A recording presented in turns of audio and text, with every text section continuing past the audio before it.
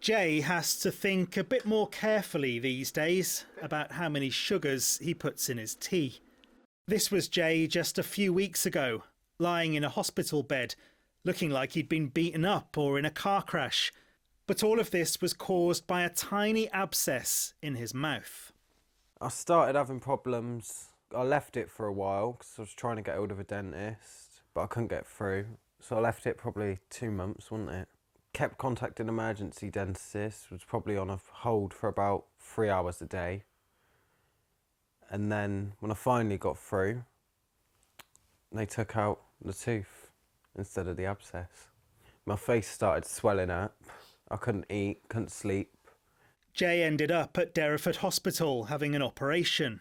He couldn't be put to sleep because his mouth was so swollen that they couldn't actually put the tubes down to the back of his throat. So he had to be heavily sedated, but couldn't be put completely under for the operation.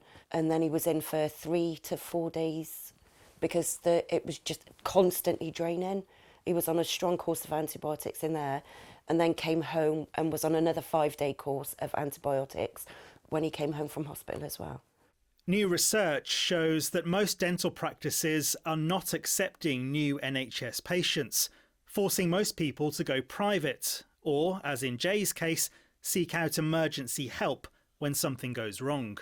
If he'd have had a routine dentist appointment, it would have been picked up initially. His tooth could have been saved in the first place. This is just the tip of the iceberg. You've got children coming up that are going to need dentist appointments that just aren't going to be able to get them, and they will be losing teeth unnecessarily.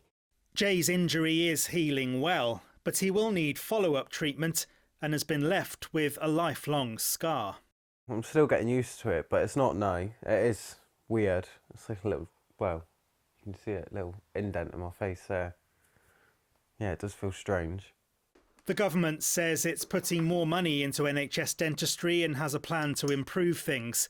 That will come as little consolation to Jay and his family. Sam Blackledge, ITV News, Plymouth.